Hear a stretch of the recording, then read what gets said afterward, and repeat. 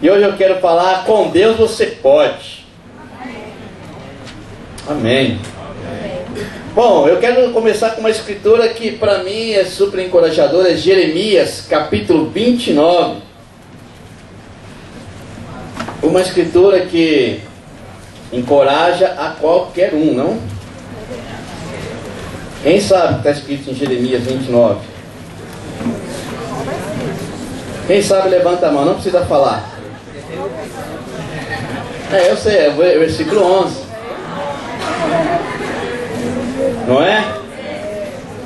É um versículo inspirador, por isso nós sabemos e gostamos de tê-lo, não? Eu lembro muitas vezes memorizando e deixando isso ser uma realidade na minha vida, porque é importante saber disso. Então vamos ler Jeremias 29, 11. Nós vamos ler do 11 ao 14. Porque sou eu que conheço os planos que tenho para vocês, diz o Senhor. Planos de fazê-lo prosperar e não de lhes causar dano. Plano de dar esperança e um futuro. Então vocês clamarão a mim e virão orar a mim e eu os ouvirei. Vocês me procurarão e me acharão quando me procurarem de todo o coração. Eu me deixarei ser encontrado por vocês, declara o Senhor, e os trarei de volta do cativeiro. Eu os reunirei de todas as nações e de todos os lugares para onde eu os dispersei. Eu os trarei de volta para o lugar de onde os deportei, diz o Senhor. Eu lembro quando essa escritura foi me posta, quando eu li a primeira vez, me encheu de esperança, porque ainda que essa escritura é direcionada ao povo de Israel pelas situações que eles estavam passando, através do profeta Jeremias, estavam falando tantas coisas, mas para mim foi tão real, porque eu me sentia como esse povo, estava perdido no mundo, jogado mesmo, e como se Deus me chamasse para viver o propósito dele, falando: olha, o que eu tenho para você é muito melhor do que você tinha no mundo, lá no cativeiro. E assim é a história de quem não é um cristão, de quem não entende o que é cristianismo. Vivemos em um cativeiro, não? Escravos de nossos pecados, das nossas dúvidas, dos nossos medos, medos do futuro, medo que pode acontecer à nossa família, medo da morte, e você vive escravo de tantas coisas. E Jeremias, quando você começa lendo, e o próprio Deus falando: eu tenho uma visão para a sua vida, eu tenho algo bom, próspero, um futuro cheio de esperança. E é o que nós mais queremos, é viver com esperança. É muito triste quando você não tem esperança, quando você não tem visão da sua própria vida. Imagina, daqui a um tempo, talvez você seja muito jovem, tenha 18 anos, e parece que o final da vida está muito longe. E eu lembro quando eu tinha 18 anos, eu tenho uma boa memória, irmãos. Eu lembro. E eu ficava: olha, morte para mim era assunto ruim, vai para lá com esse negócio. Aí depois você vai fazendo 30, 35, e eu fiz 40. Um carinha de 32, mas é 40. E é inevitável você pensar mais na morte. E é inevitável você pensar mais no futuro. Inseguranças que você não tinha com 18, você começa a ter a partir dos 40, alguns antes, alguns mais depois. Mas a verdade é que estamos na ladeira, subimos e agora é descida. Você perde cabelo, seu corpo vai dando sinais de que você está apagando. Nossa, que deprimente isso, não, mano? Por isso precisamos ir para as Escrituras e lembrar que Deus tem um futuro brilhante para nós. E lembrar de que Deus nos ama e que a visão dele é muito diferente da nossa visão. Se eu passo a minha visão para você da vida: estou ficando velho, isso, aquilo, outro, você começa a pensar: eu também, e a minha aposentadoria? Aí a minha casa, a minha vida, ai meu Deus, e meu filho, e o que eu vou fazer? A gente começa a olhar esse mundo como um todo. Isso é muito frustrante. E eu lembro quando eu fui colocar diante dessa escritura que fala: Deus tem um futuro melhor. E é isso que eu gostaria de lembrar você. E no versículo 13 e 14, o que Deus fala? Olha, eu vou deixar que vocês me encontrem. Pensa um pouco no que o Marcelo mostrou das gravuras, né? Eu já tinha visto. Pensa, nós somos um pontinho no universo. Você já teve a oportunidade de usar o microscópio e ver aquela... Imagina você no mundo, nem isso dá para ver. É menor do que um átomo. Mas quando você olha que no meio dessa imensidão, Deus Todo-Poderoso fala: se você clamar, eu me faço conhecer. Se você me buscar de todo o coração, eu deixo que você me encontre. Olha que incrível. Então eu lembro que antes desse desejo de buscar a Deus, eu vivia com muitas dúvidas. Ah, Deus existe, será? Ah, existe, né? Vou pensar como todo mundo. Bom, Deus é tão amoroso assim? E era como um Deus lá e eu aqui. E você não aprecia a Deus como Ele precisa ser apreciado.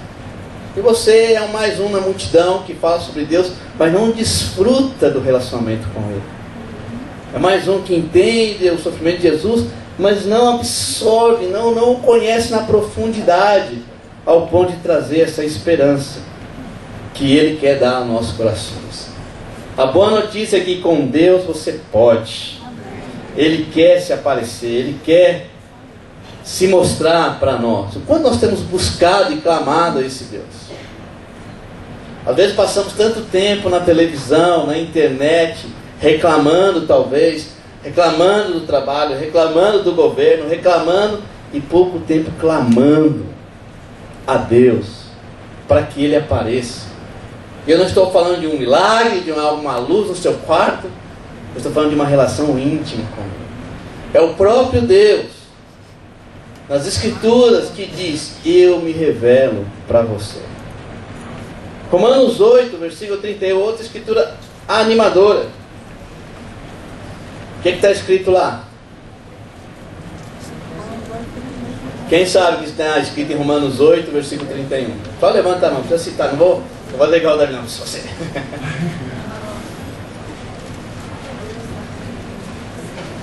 Davi, eu sei que alguns têm medo, né? Ele fala: levanta a mão, e você fica com medo. Pode levantar. Fala: que diremos, pois, diante dessas coisas? Se Deus é por nós, quem será contra nós? Poxa, aí você pensa: meu Deus, que coisa! Se você é por mim, ninguém pode ir contra. Se Deus é por mim, quem vai contra? Ninguém pode. Então eu posso tudo com Deus. Mas aí você olha para a sua vida. Aí você avalia a sua semana. Você olha para as suas limitações. E parece que isso aqui não é tão verdadeiro. Onde está o Deus que torna o impossível possível? Por que eu não tenho conseguido fazer algumas coisas então? Por que eu não tenho sentido essa segurança no meu futuro? Eu sou cristão, eu acredito, mas por quê? E hoje eu não vou responder essas questões, porque você vai ter que perguntar a Deus. Mas o que eu acho interessante, eu estava pensando, né? Nós cantamos: e puxa, se o mar me submergir, a sua mão vem e me tira. Aí eu pensei: mas por que o mar tem que submergir? Por que eu tenho que afundar? Não é? A gente acha bonito, mas se você não afundar, a mão não vem. Aí a gente vai pensando, né, nos meus pensamentos, cantando. Porque se a gente estiver no topo, no bom, no tudo certinho, você não quer nem saber da mão de Deus. Você não sente a necessidade. Se tudo está ok, se você está com aquela conta bancária cheia de dinheiro, se tudo dá certo na sua vida, se seu emprego é o sonho que você queria tanto, eu amo meu emprego, eu adoro o que eu faço, ganhei na Mega Sena, me dedico a obras assistenciais, eu estou feliz. Você não precisa da mão de Deus. Por que Cristo teve que sofrer desse jeito? Podia ser mais fácil. Irmão, se não há sofrimento, nós não conseguimos entender a plenitude do amor de Deus. Nós não conseguimos clamar, porque essa é a nossa natureza. Quando tudo está bem, você não clama. Eu falei com a minha irmã essa semana, falei ontem com ela. E minha irmã super animada, tudo dando certo e tal. E aí começaram as primeiras lutas, né? O trabalho do meu cunhado, há uma possibilidade de transferir. O trabalho dela, uma empresa americana comprou. Ela pode ficar sem emprego. E eles já compraram o apartamento lá em Brasília. Eu falei, bem-vinda, Margarida. É assim mesmo. Falei lá, Mateus 6,33. Marco, eu sei e tal. E assim, a gente não cresce sem esse sofrimento. Ele faz parte, nós precisamos dele. Hoje eu quero ler uma história de Gideão. Eu creio que Gideão, ele é em essência cada um de nós, porque as dúvidas que ele tem, os medos e o que Deus faz com a vida dele, tem muito a ver com a gente. Eu sei que algumas partes você vai se identificar como eu me identifiquei, e juntos vamos aprender lá em Juízes, capítulo 6. Vamos estudar um pouco a história de Gideão. Em Juízes, capítulo 6.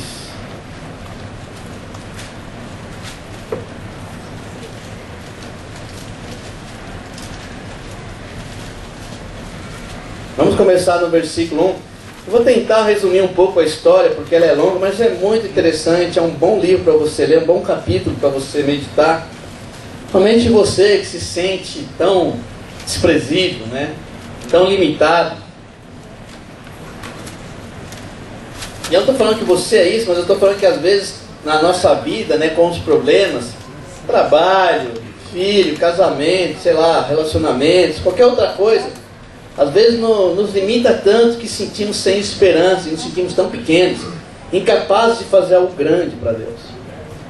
E a história de Gideão é muito inspiradora. Fala assim, versículo 1. De novo os israelitas fizeram o que o Senhor reprova. E durante 7 anos ele os entregou nas mãos dos medianitas.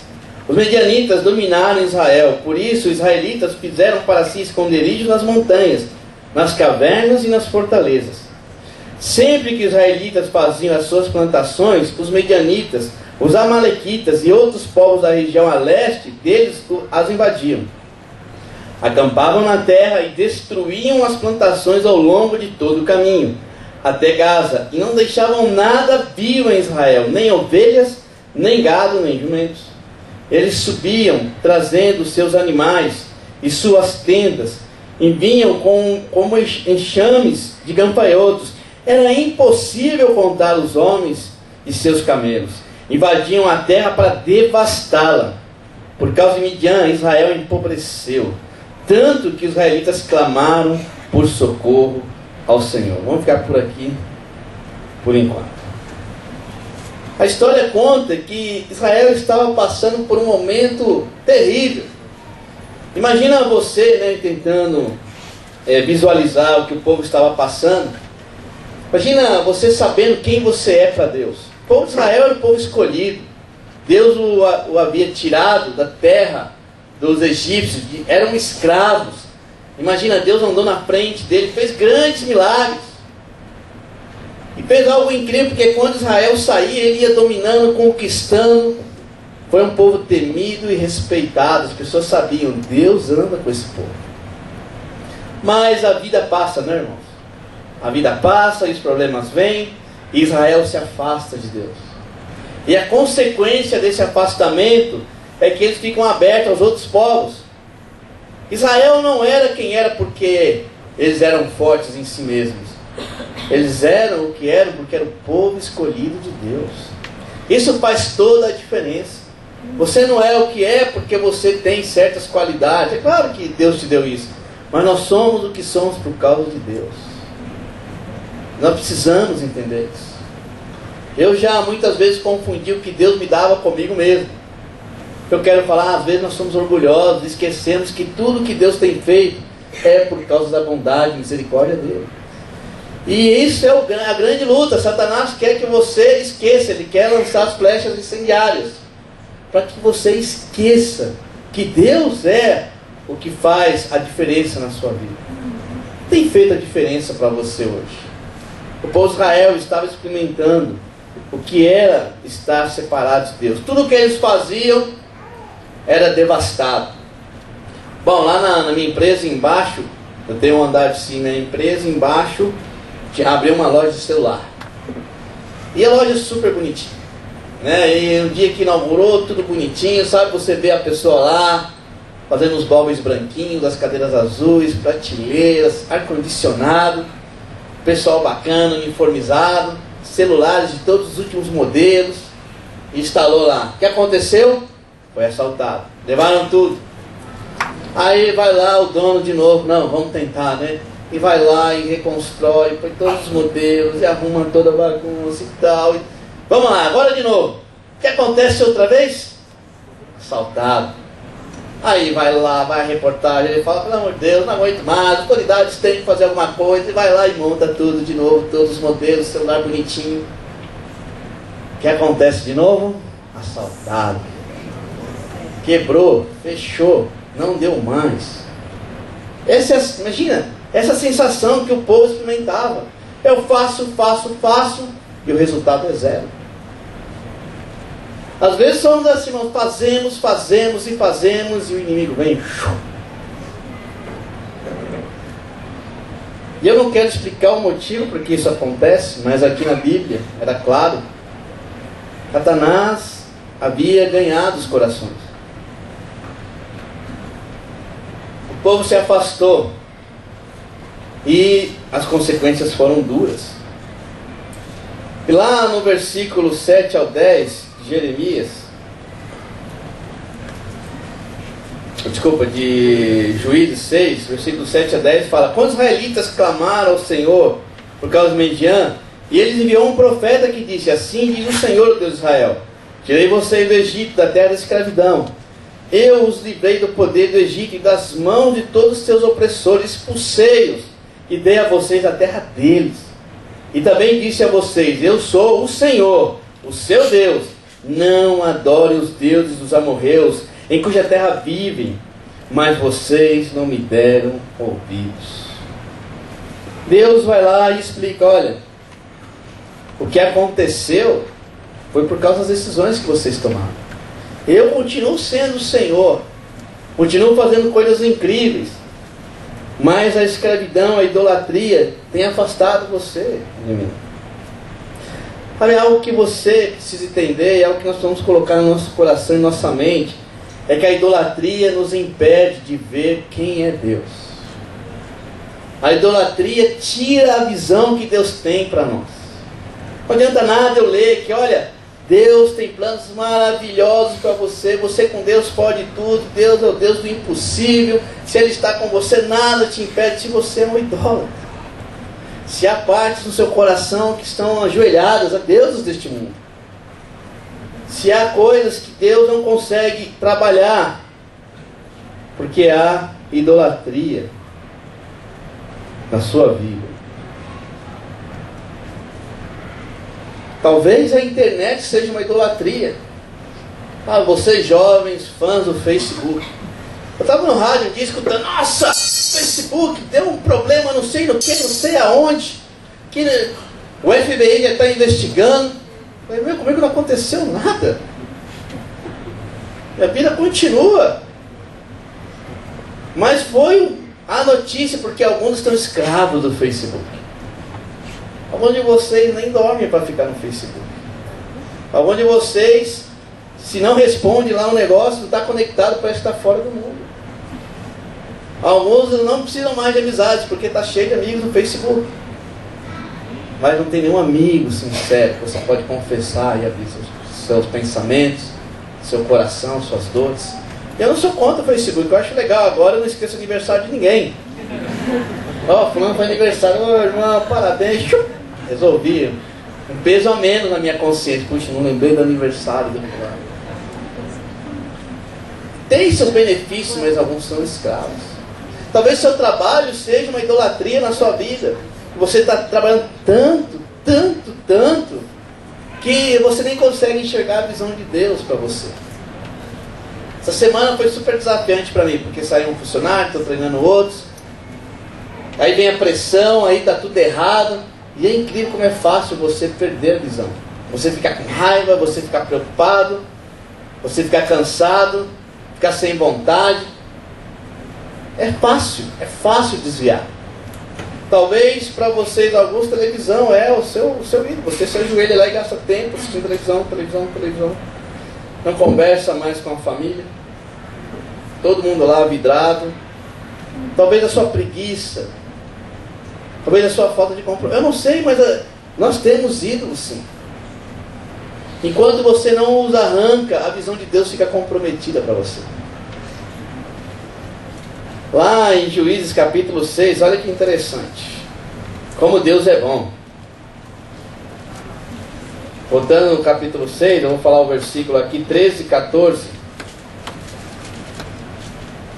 Aí entra quem? Gideão. Bom, no versículo 12 explica que o anjo do Senhor apareceu a Gideão e lhe disse, aí, o Senhor está com você, poderoso guerreiro. Isso no versículo 12.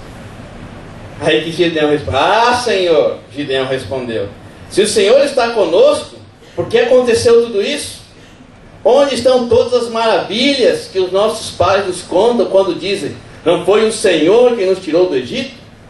Mas agora o Senhor nos abandonou e nos entregou nas mãos de Midian. O Senhor se voltou para ele e disse, com a força que você tem, vá libertar Israel das mãos de Midian. Não sou eu quem o está enviando? Senhor, respondeu Gideão, como posso libertar Israel? Meu clã é menos importante que Manassés, e eu sou o menor da minha família. Eu estarei com você, respondeu o Senhor, e você derrotará todos os medianitas, como se fossem um só homem. Interessante se você notar aqui nessa escritura, que o anjo do Senhor aparece a Gideão e fala, homem poderoso, guerreiro do Senhor. Ele, peraí, estava falando comigo? É para mim isso? E o que eu acho mais incrível é que Gideão é sincero. Cadê esse Deus que você fala? Não é isso que eu vejo. Cadê os deuses nossos antepassados, que meu pai falou, que fez coisas incríveis? O que eu vejo é miséria, empobrecimento, fraqueza. Nós estamos nos escondendo, dados, acabou. E o que Deus fala através do anjo? O que ele responde? Ele nem dá bola. Fala, olha, você com a força que eu vou te dar, você vai e resolve. Como Deus é bom, ele não perdeu nem tempo para explicar para Gideão. Ele fala, Gideão, vou jogar um raio na sua cabeça, Gideão. Falta de respeito é essa? Você não estava lá no dia que o profeta falou que é por causa dos seus pecados? Deus nem perdeu tempo, porque isso não interessa para Deus. Interessa o que Ele pode fazer com as nossas vidas. Eu sei que eu já perdi muito tempo da minha vida tentando colocar Deus numa caixinha e falar, Deus é isso aqui, agora sim. E muitas vezes nós vamos com questionamentos com Deus, querendo respostas, e Deus não vai te dar, porque isso é menos importante para Ele. O que Ele está falando, olha, eu com a sua vida vou transformar você. Deus, mas eu sou tão pequeno. Eu vou lá na igreja, nossa, eu fico lá no cantinho, nem a minha voz sai direito. Eu tenho vergonha de ler uma escritura, eu tenho vergonha de convidar as pessoas na rua. Eu nem sei. Imagina se Deus vai ficar assim, terminou? Não é assim, porque Deus é cheio de amor e paciente. Fala, olha, tudo bem. Deus sabe disso, mas eu vou fazer com você isso. Essa é a minha visão para a sua vida. É isso que eu vou fazer. O Flaviane leu Salmos 11, quando ele compartilhou. E fala assim, bom, apesar de tudo que passou, Deus continua no seu trono. O que Deus está falando para a gente? Olha, tudo bem, eu sei, eu continuo no trono e eu vou fazer. Sabe, irmão, nós precisamos conhecer esse Deus melhor. Às vezes nós estamos tão apegados a coisinhas, a situações. E Deus está falando, eu quero te libertar, para de viver do passado, para de ter medo. Eu sei, eu quero fazer novas coisas. A Bíblia fala que quando você se torna um cristão, você é uma nova criatura. Porque Deus faz nova todas as coisas. Romanos 12 fala: se seu pensamento é um pensamento espiritual, a sua vida muda. Deus faz nova todas as coisas. Gideão ouviu coisas muito profundas. Você é um homem poderoso. Duas coisas eu aprendi aqui com Gideão. Ou nós vamos ser sinceros como ele e expressar nossas amarguras para Deus. Deus, olha, tudo bem, demais, mas eu me sinto assim. Ou nós vamos ser religiosos hipócritas. Não, Deus é bom. Se Deus está por nós, ninguém será contra nós. Mas ao mesmo tempo não acreditar nisso.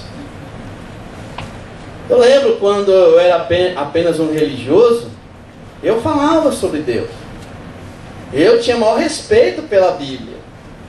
Mas pergunta para mim se eu praticava. Pergunta para mim se eu me interessava. Não. Porque eu tinha dúvidas. Eu pensava: poxa, se Deus é Deus, por que tem miséria? Por que tem abusos? Por que fulano morreu? Por que aquela criança, por que aquele pai perdeu aquele filho? Por que tem divórcio? Por que tem abortos? Por que a droga tem dominado? Por que tem a vingança? Por que tem a criminalidade? Por quê? Deus olha e fala: olha, não vou te explicar tudo. Mas eu tenho um plano, uma visão para você. E eu vou falar um pouquinho mais sobre isso. Mas como você tem vivido com Deus? Você é daquele que acredita, que fala, mas que não vive? Talvez muitos aqui vêm à igreja, vêm como visitantes, estudam um pouquinho a Bíblia, saem, volta. O que você está vivendo? Porque nós podemos ser assim super agradáveis, interessados, falar, mas o que nós estamos vivendo com Deus?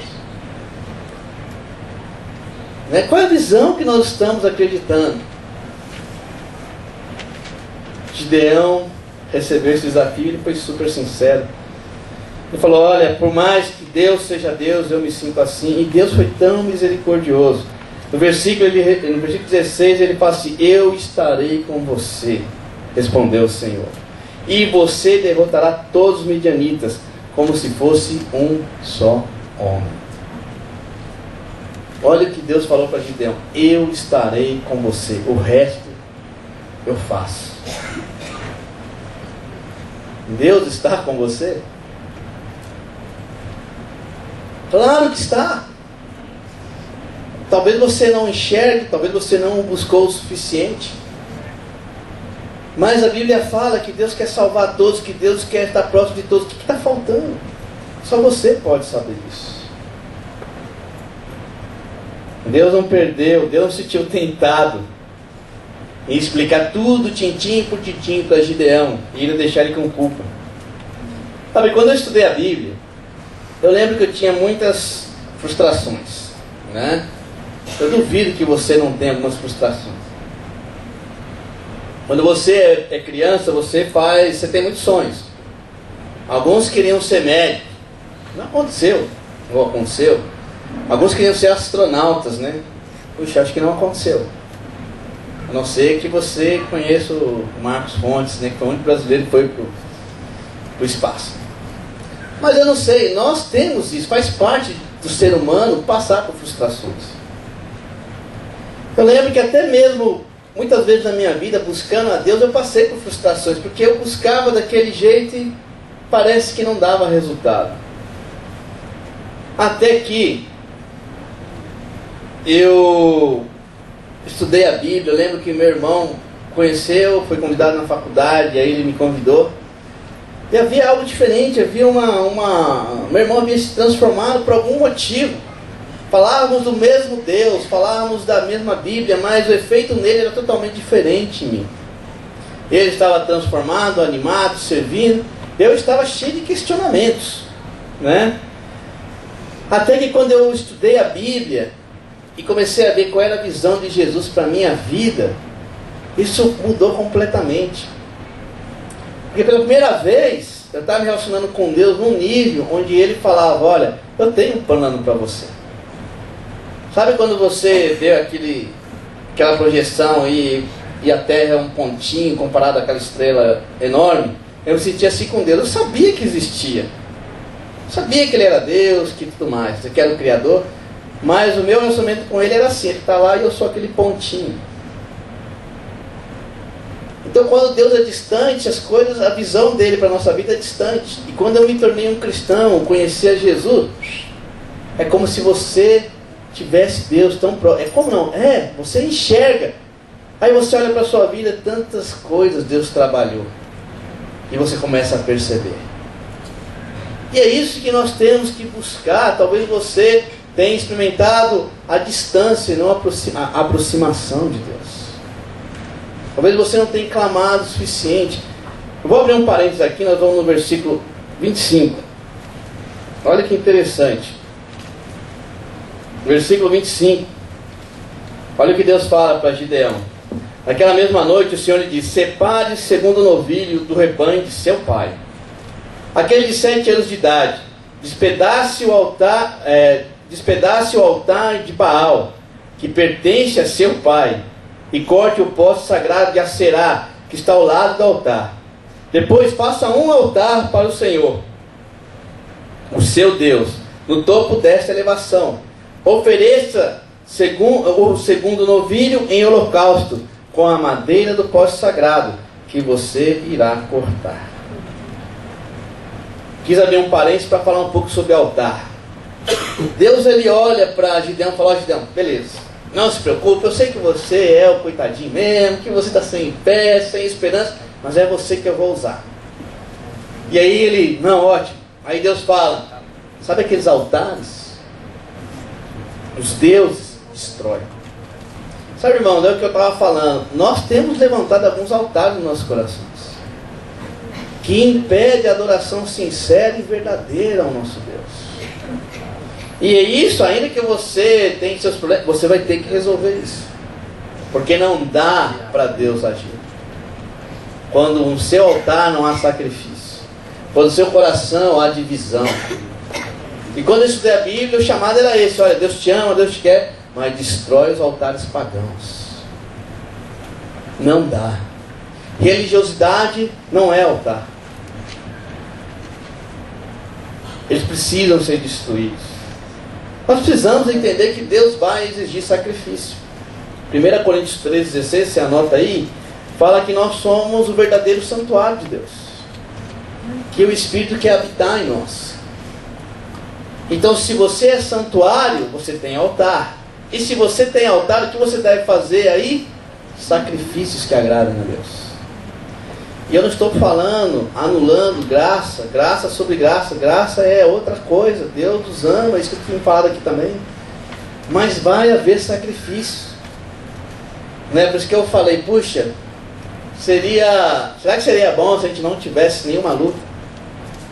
Nenhum sacrifício? Será que a gente amaria Deus com essa intensidade? Entenderíamos a importância de estarmos perto dele? Um altar, irmão, sem sacrifício é um altar inútil. Não existe. Essa aproximação de Deus vai exigir sacrifício. Vai exigir que você abandone seus pecados. Eu, quando estudei a Bíblia, Cristo me chamou para ser dele. A única condição que ele me pôs: arrependa-se, seja batizado. Deus vai perdoar seus pecados.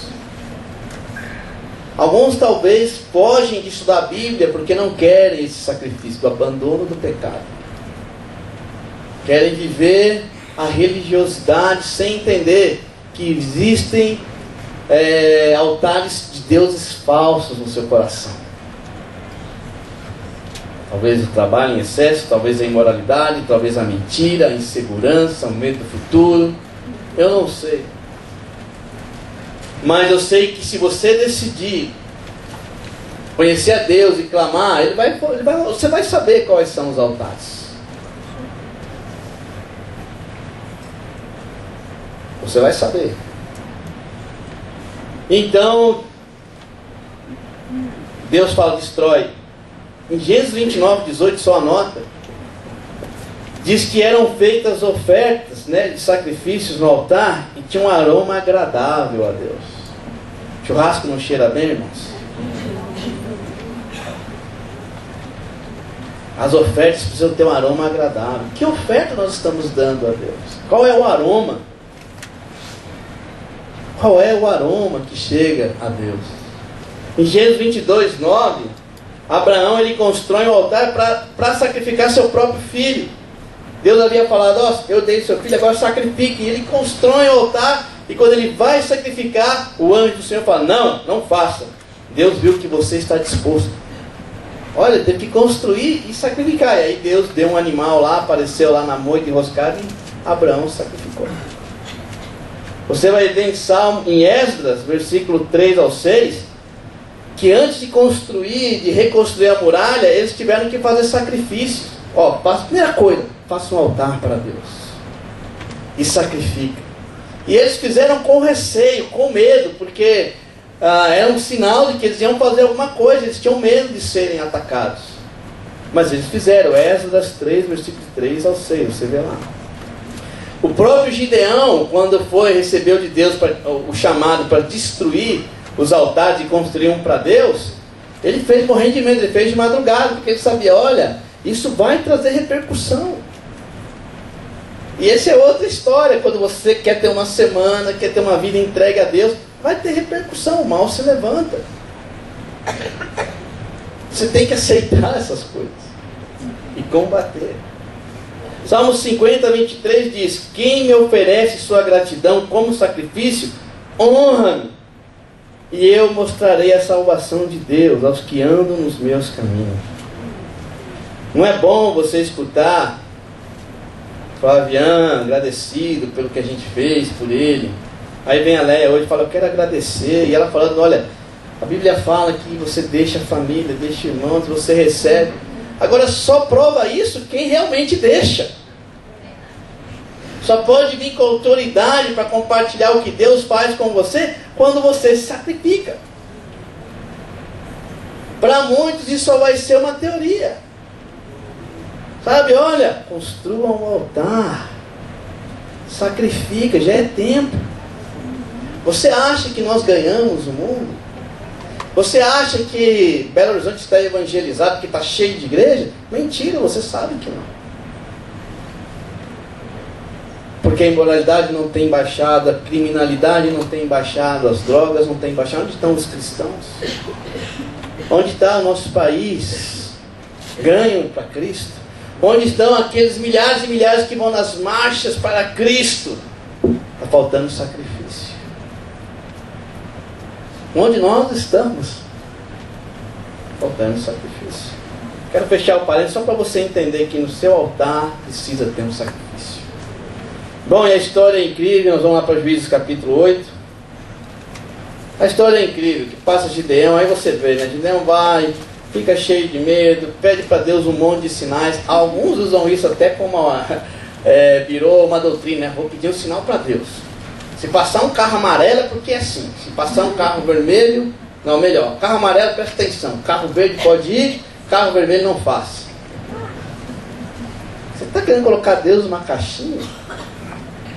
Você até que Deus faça, mas isso não é doutrina, não vou te aconselhar. Alguns já fizeram, deu certo, mas com o Gideão deu certo. Deus foi tão assim, ele precisa disso, tá bom. Só para você não achar que a chave é testar Deus, não é isso. Mas Jeremias, em Juízes capítulo 8, deixa eu ver o versículo aqui que eu esqueci.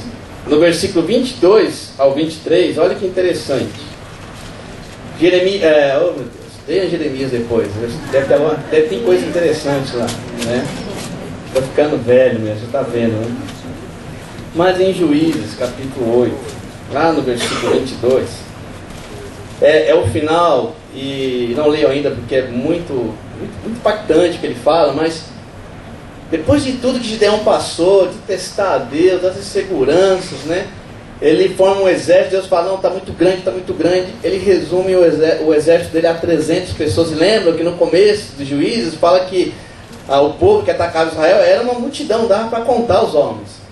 E Deus fez de um jeito para que Gideão entendesse, não foi você. Não foi a força de Israel, foi Deus, né?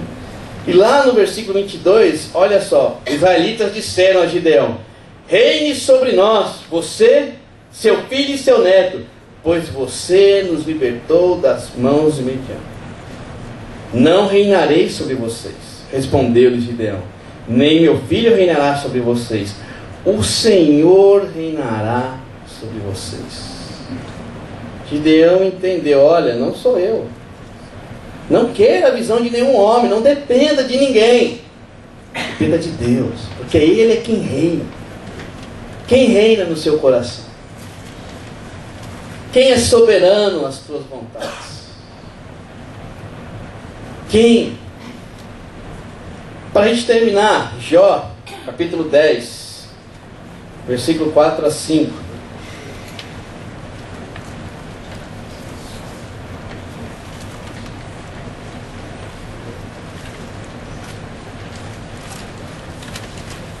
Antes de Salmos.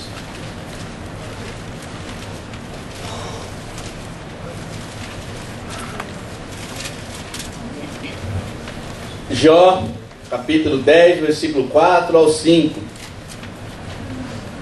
Jó, após ter sofrido tanto, né? Você pode estudar a história interessante.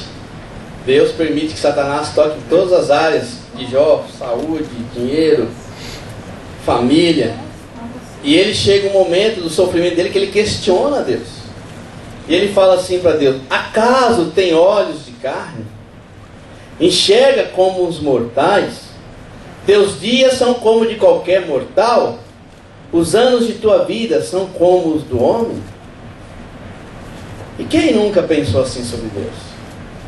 Eu acho a Bíblia um livro incrível, porque a Bíblia não oculta perguntas desconcertantes. Alguns duvidam da Bíblia, e isso é uma tolice, porque não existe um livro que revele tanto, né, os podres dos homens que Deus usou. Umas perguntas que são perguntas difíceis, né, de responder.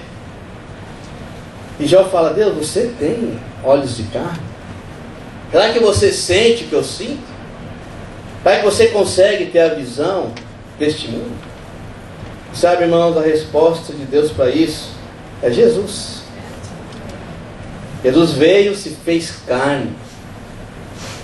Deus habitou entre nós para ter olhos de carne, para sentir toda a dor e a injustiça que você e eu sentimos, e que questionamos. Deus sabe. Porque Ele não faz, porque Ele permite, eu não sei. Minha mente não chega lá. Mas eu sei que Ele sabe. Eu sei que Ele sabe o que é viver neste mundo. Ele sabe o que é o ódio. Ele sabe o que é sofrer. Ele sabe o que é a limitação do ser humano. Jesus é a resposta. Em vez de ficar tentando achar o porquê das coisas, conheça a Cristo. Em vez de tentar achar uma igreja ideal, discutir doutrina, conheça Jesus. Em vez de procurar respostas que talvez você não tenha durante toda a sua existência, conheça mais a Jesus, porque Ele é o príncipe da paz. Porque quando você se aproxima dEle, você entende, você aceita, você fica em paz. E aí você pode ser aquele homem, aquela mulher poderosos, simplesmente pelo fato de ter a Cristo. Simplesmente porque Deus nos ama. Porque Ele entende. Sabe que tenhamos um andar diferente. O andar daqueles que andam próximo de Deus. Que são humildes, que reconhecem: olha, eu não sou nada, mas com Deus eu posso. Que vivamos o cristianismo autêntico. Não é aquele que sabe tudo, que tem a melhor doutrina, a melhor, mas aquele que se rende. Se renda. Quero encorajar você que tem estudado a Bíblia, que não tem dado passo, se renda. Quero convidar você, olha, que tem vindo várias e várias vezes, se renda. Lembra que você não é nada e que Deus é que é tudo. Lembra que Jesus é aquele que vai trazer paz aos corações. Eu tenho certeza que você vai sair muito satisfeito, muito feliz, e que todas as coisas que você segura, todos os altares que estão na sua vida, não são melhores do que o altar que você pode fazer para Deus. Amém? Que você Pense nisso. Que de alguma maneira essas palavras, tudo que cantamos e que foi falado aqui, possa tocar na sua vida e no seu coração. Obrigado.